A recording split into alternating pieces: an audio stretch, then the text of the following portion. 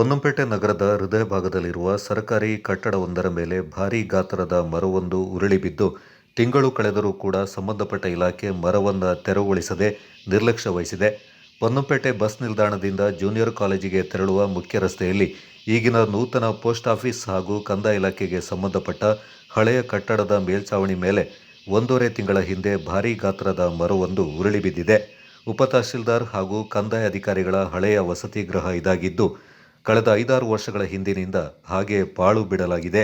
ಪೊನ್ನಂಪೇಟೆ ತಹಶೀಲ್ದಾರ್ ಅವರ ಸ್ವಾಧೀನದಲ್ಲಿರುವ ಈ ಕಟ್ಟಡದ ಮೇಲೆ ಬಿದ್ದ ಮರವನ್ನು ಕಂದಾಯ ಇಲಾಖೆಯಾಗಲಿ PWD ಇಲಾಖೆಯಾಗಲಿ ತೆರವುಗೊಳಿಸದೆ ಹಾಗೇನೇ ಬಿಟ್ಟಿದ್ದು, ಕೂಡಲೇ ಸಂಬಂಧಪಟ್ಟ ಇಲಾಖೆ ಈ ಬಗ್ಗೆ ಗಮನ ಹರಿಸುವಂತೆ ಕಿಗ್ಗಟ್ಟನಾಡು ಹಿರಿಯ ನಾಗರಿಕ ವೇದಿಕೆಯ ಸ್ಥಾಪಕಾಧ್ಯಕ್ಷ ಕಾಟಿಮಾಡ ಜಿಮ್ಮಿ ಅಣ್ಣಯ್ಯ ಒತ್ತಾಯಿಸಿದ್ದಾರೆ.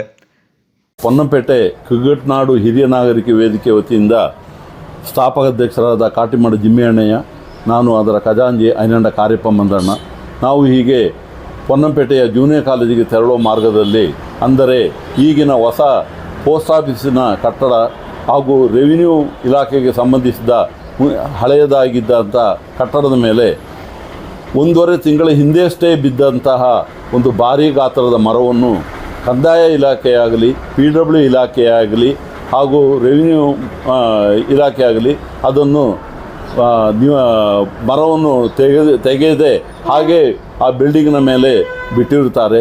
ಇದು ಆ ಕಂದಾಯ ಇಲಾಖೆಯ ಮತ್ತು ಇಲ್ಲಿರುವಂಥ ತಹಸೀಲ್ದಾರ್ ಅವರ ಕಮ್ಮಿಬೇಸಿಯಾಗಿ ಕಂಡುಬರುತ್ತದೆ.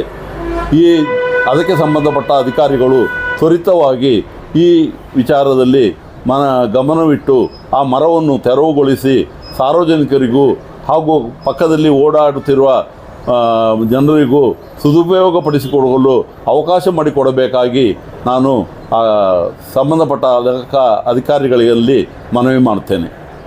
ಕಿಗ್ಗಟ್ಟನಾಡು ಹಿರಿಯ ನಾಗರಿಕ ವೇದಿಕೆಯ ಖಜಾಂಚಿ ಐನಂಡ ಕಾರ್ಯಪ್ಪ ಮಂದಣ್ಣ ಮಾತನಾಡಿ, ಕೂಡಲೇ ಸಂಬಂಧಪಟ್ಟ ಇಲಾಖೆ ಮರವನ್ನು ತೆರವುಗೊಳಿಸಬೇಕಿದೆ ಎಂದು ಒತ್ತಾಯಿಸಿದ್ದಾರೆ.